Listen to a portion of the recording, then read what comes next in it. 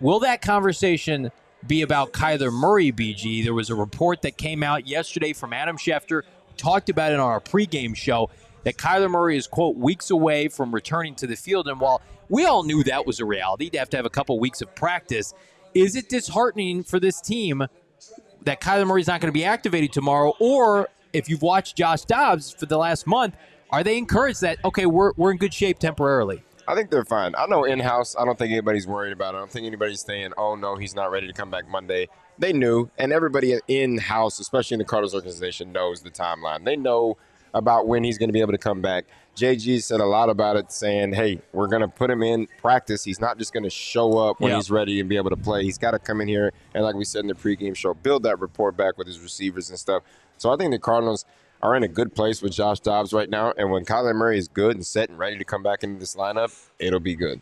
A tough defensive front that they faced today. They gave up, was it the one sack, right? Yeah. I mean, Kyler Murray's got to be excited about probably playing under center and in the shotgun behind the most impressive offensive line he's had during his Cardinals tenure. It's going to be whenever they get him, back on the practice field, whenever they activate him from PUP, and Schefter said probably not Monday, but it's got to be coming soon. It seems like he's chomping at the bit, and he's a guy that's pushing the Cardinals to get him activated off lists that he didn't even really want to be on to start with, so he can get ready for this, because then that gets the 21-day window open, and then you start looking at the schedule, and I don't know if the Rams is maybe out of the question now. Maybe you're looking at Seattle, you're looking at home against Baltimore. Those are some exciting matchups that Kyler Murray would be pretty good spot for him to come back to the Cardinals. I'm not drinking the Kool-Aid like some are, and again, everybody can have their own opinion that Dobbs should start the rest of the year, and let's see what you have with Joshua Dobbs.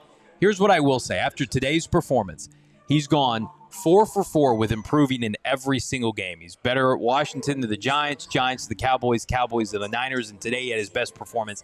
I thought he was fantastic. Should have had 3 passing touchdowns. What I will say is this. If there's any hesitation to bring back Kyler Murray, if he doesn't look fantastic in practice, I think you have to err with caution. I don't know if that's the case, if this is Colt McCoy fumbling his way through, with respect to Colt McCoy through the first month of play. And it's like SOS, come save us, get back on the field, put the Superman cape on. Because we knew RG3 once upon a time rushed back from injury to be able to rejoin his teammates because he wanted to help them win right away. Dobbs is playing so well, so efficient, and he should be a starting quarterback somewhere in the NFL. Like, I wonder if they're just going to wait that much longer to be able to bring K1 back. I have no source on this. I've heard he looks fantastic. He feels good. He feels like he's almost there, ready to go, and they will not hesitate. Ossenford and Gannon have been adamant, Bo and Britton, that they will bring him back when he says he is ready to play, and they will start that clock. But something tells me if Dobbs goes out and lights up the Bengals next week at home, like it's going to be an interesting conversation when they opt to take the kid gloves off with K1. I mean, hey, don't get me wrong. Dobbs is playing really good football right now. But when Kyler Murray is ready, that's your franchise quarterback. Yeah. When he's ready to come back and he's confident that he's ready and they're confident in his ability, no disrespect to anything Josh Dobbs has done, because he's, like you said, he's done nothing but get better each and every week. And he's like, this was his best game week 4, which what can we expect next week, against Cincinnati? It can only be better, right? Right. So I love what he's doing, but I do think that when Kyler Murray is ready to come back, you put Kyler Murray in that game, because that is just a whole different dynamic at quarterback. Well, Bo, I just feel like, Kyler's going to have a learning curve. Mm-hmm. Like, I think it would be naive to think Kyler Murray's going to come out and throw 5 touchdowns in his first start. Look like the old Kyler Murray of old. So it's going to be interesting how they balance that, because you've got somebody playing good football right now. 70% of his throws, no interceptions, can move the ball to, okay, we love the upside with Kyler. He's got that upside to throw for 300-plus yards, multiple touchdowns, but we might have to live with some miscues in the short term. Yeah, I mean, the upside is it's night and day. I mean, the accuracy with Kyler. I mean, I know as far as trying to get up to speed as far as his offense, schematically, playing under center, the footwork aspect of it. It's going to be things that are they're important, but it might be more important like as soon as he's available to get him up to speed in game reps in that situation. So I don't know. I think that there's just more benefit.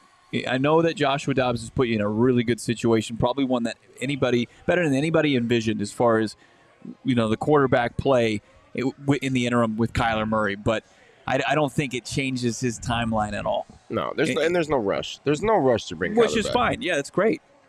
There's obviously you don't want, like you said with the RG3 situation, where I'm not going to rush him back to get into a situation like save our ship right now.